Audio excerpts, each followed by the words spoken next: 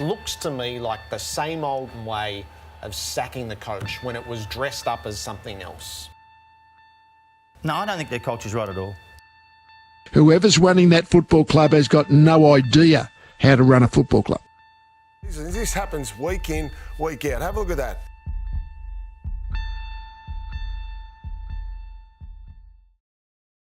Free agency.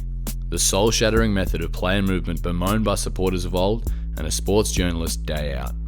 Free agency is criticised in leagues around the world as an unfair advantage that destroys any semblance of fairness between the good and bad teams in the league.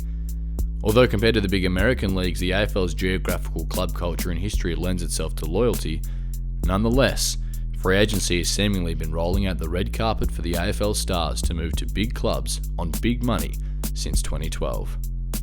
However, despite its introduction, the last 20 years of AFL has seen an almost perfect example of what a balanced league can look like. We've had multiple dynasties and young teams come from nowhere to make dashing runs at a flag.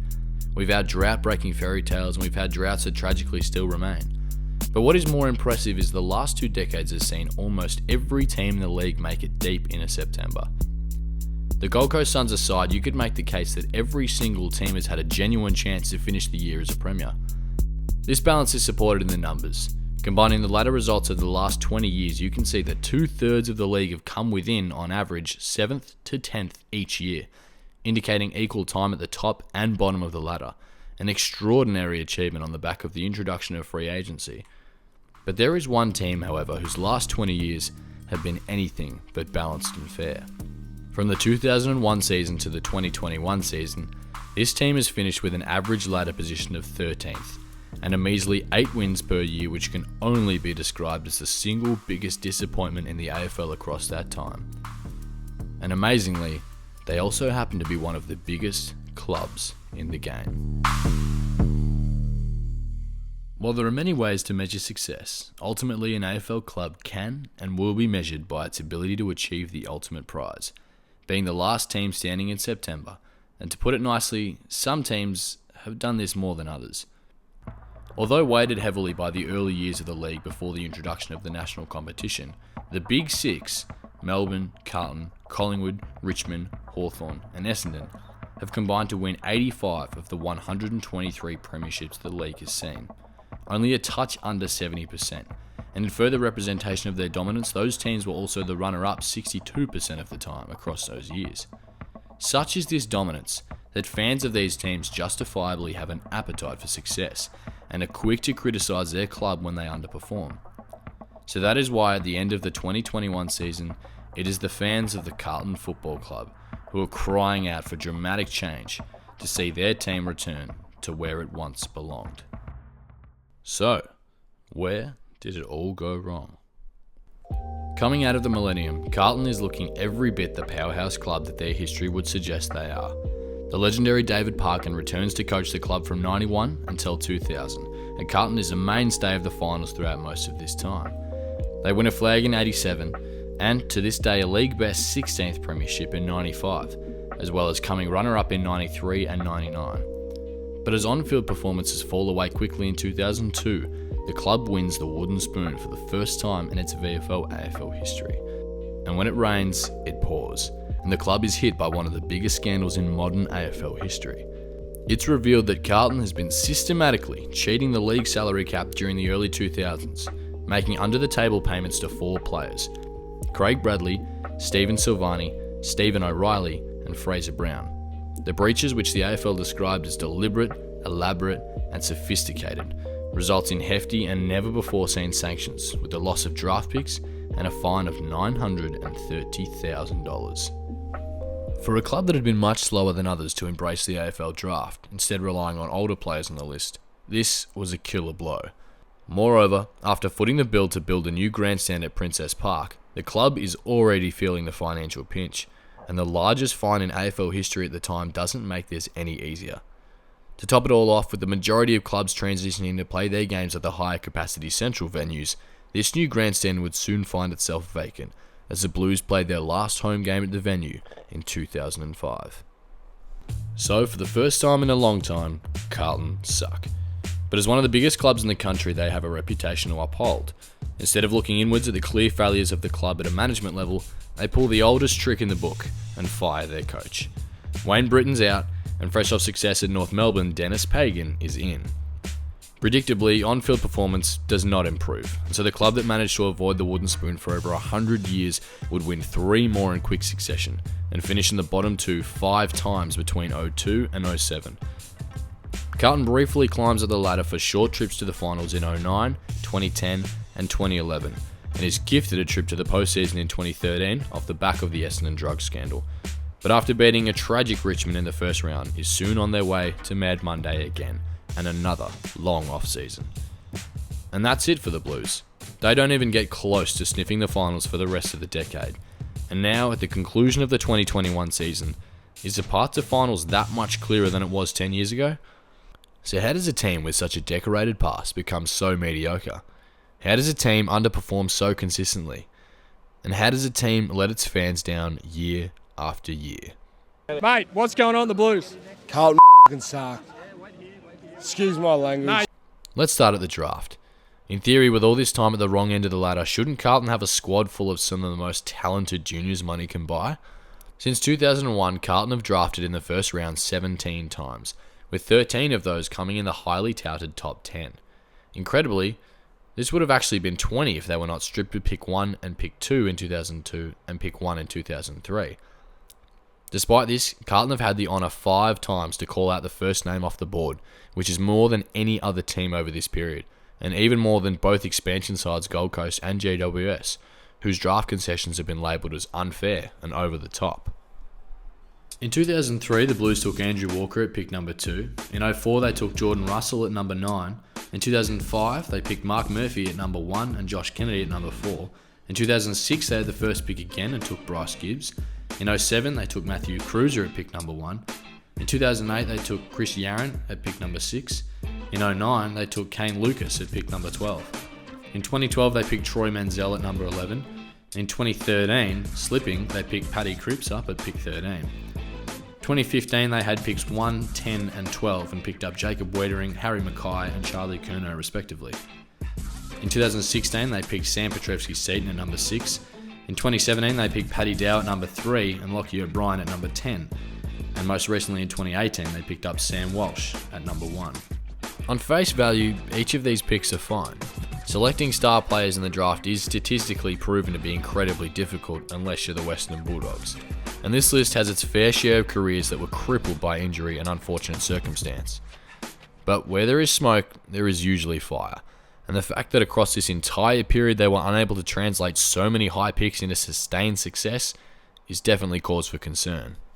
So let's move on to the next way you can add players to your list, acquiring those from other clubs via a trade. Here, Carlton has spent the last 2 decades loading up on high-profile talent, seemingly trying to hit the home run to push themselves up on the ladder. In 2008, they picked up Chris Judd, which cost them 2 top 5 picks, but you don't say no to an in-their-prime Brownlow medalist. In hindsight, questions could be raised whether the team was ready to have Judd push them up over the top. In 2009, they got Lockie Henderson in the Favola trade. In 2010, they got Brock McLean, who they traded pick 11 for, and only got 73 games out of him over 5 years.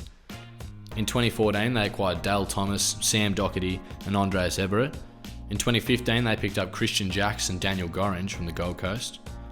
In 2016, they got Jed Lamb, Lockie Plowman, Liam Summer, Matthew Kennedy, and Reece Palmer. In 2017, Caleb Marchbank, Billy Schmetz, Jared Pickett, Darcy Lang. In 2018, they got Jared Garlett. In 2019, they got Alex Vasolo, a free agent signing only for 3 games, Will Setterfield, Nick Newman, and Mitch McGovern. In 2020, they picked up Jack Martin, and in 2021, they got Adam Sard and Zach Williams after missing out on Devon Smith, Dylan Shield, and Josh Kelly, paying big bucks for a player that was unable to make an impact worthy of his salary in his first year. And most recently, in 2022, Adam Chera. Again, evaluating all of these individually, there aren't many major blunders. Most of these trades seemed okay at the time, and Carlton rarely gives up too many assets in return.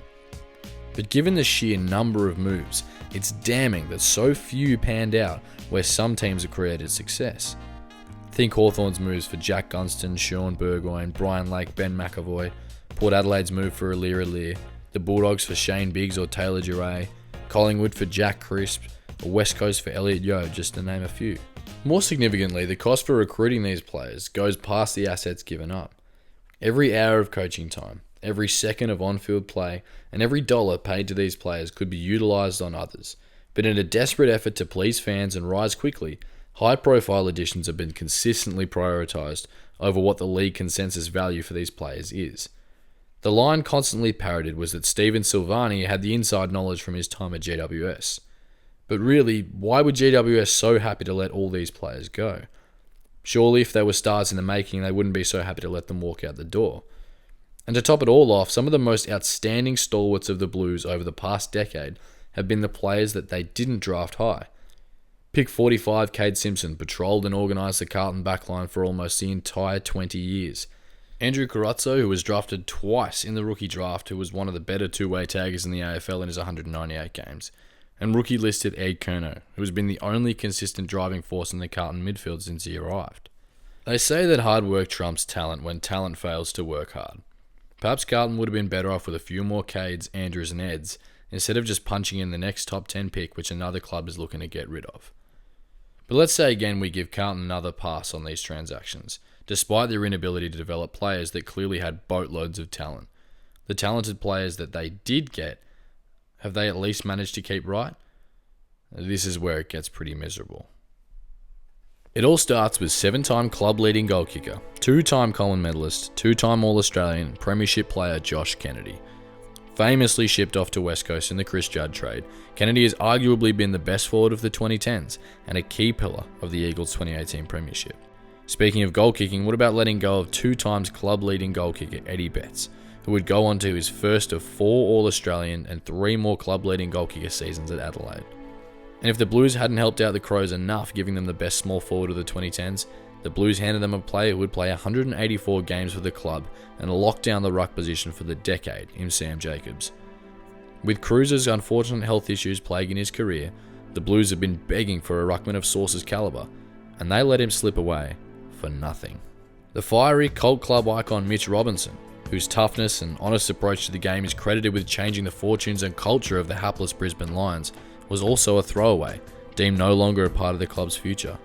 Speaking of players who aid in culture, what about players who after leaving Carlton seamlessly became mainstays at the club with the best winning culture of the last 20 years, now Geelong Cats, Zach Toohey and Lockie Henderson?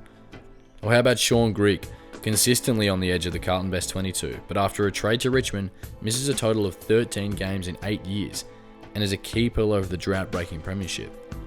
And lastly, while definitely at the end of his career, it would have been no pleasure to the Carlton faithful to see Jared Waite leading North Melbourne's goal kicking in 2015 on their way to a finals berth. Putting salt in the wounds, it also gifted us one of the best AFL graphics where in round 2 of 2015, the ex-Carlton forwards Waite, Kennedy, Garlett and Betts would kick 20 goals between them and have the 4 of them leading the Coleman medal. So, players that are brought to the club struggled to develop and flourish, but the players that leave and are let go all of a sudden discover career best form. The sheer volume of examples is completely damning of the Carlton system, and it can't be boiled down to simply luck. So what could have such a dramatic impact on players? How about, say, a person in the box, in charge of the team on game day, during the week on the training track, and speaking in team meetings? The coaching carousel at the Carlton Football Club has been a feast for the AFL media, and with good reason. One of the highest profile clubs in the league, seemingly with the talent it needs to succeed, and seemingly always with a fresh face at their helm. Labelled a snake pit by ex-Carlton coach Dennis Pagan, the last 20 years have seen 8 coaches at the head of the Carlton Football Club, with 6 of those over the last 9 years alone. But hang on, coaches aren't selected by the players, they're selected by the club board. Does Carlton have stability at a management level? We already know of their deliberate, elaborate and sophisticated actions to breach the salary cap at the beginning of the millennium, but surely the individuals responsible have been removed from the club. In 2013, Dennis Pagan was interviewed about the scandal and stated, "The people who committed the crimes walked away scot-free. The people who worked there were smashed in the face with a sledgehammer for 5 years, and it probably took 10 years to get it right." I don't think anyone at the AFL realised the impact it had on people's lives. They were ready to pick Daniel Wells and Brendan Goddard. The heart was ripped out of the club. Imagine that what if. Goddard, Wells, Judd, Murphy and Gibbs sending kicks down the throat of a rampaging Frivola. The Carlton board has had its fair share of fresh faces across the decade, but most recently CEO Kane Little was sent on his way after only joining the club in 2017. Pagan was quoted after the sacking, "That's Carlton's biggest problem, being united, getting behind the coach and backing him in." The chaos at this level at Carlton is clearly no secret in the league, and it's no surprise that two decorated and revered coaches in Ross Lyon and Alistair Clarkson both turned down the head job in 2022, before it was accepted by incoming coach and Brisbane legend Michael Voss. Will he finally be the one that gets it right? So where do they go from here? For the last 10 years, Blues fans have looked at the collection of talent that they will be able to field and think, this year, we'll be able to become the sum of our parts and make a run at it, only to be disappointed time and time again. There is an entire generation of Collingwood supporters who have no idea why their parents have such a hatred for the Carlton Football Club, and it makes a lot of sense. A rivalry forged in a century of epic battles and lost grand finals has turned into a joke. While the current ledger sits tied at 128 wins apiece, this is only because Collingwood have won 7 of the last 10 and 17 of the last 22 in a completely one-sided affair. The craziest part is, despite everything they've been through, and despite the amount of conversations at the start of the year about how good Carlton could be, 2022 looks up. Fresh off 30 Brownlow votes in only season number 3, Sam Walsh could do even more insane things next year. A healthy Patrick Cripps has a chance to win every centre clearance he attends, and they have the reigning Coleman medalist waiting to receive in Harry Mackay. They're on a rejuvenated Charlie Curnow, and Jacob Wiedering, who has every chance to stamp his name next to Stephen May and Harris Andrews as the toughest defensive matchup for a forward in the comp, not to mention the acquisition of one of the best young mids in the game in Adam Chera. Carlton have all the parts that they need, and their destiny is in their hands. Could this finally be the turning of the tide, or just another ripple?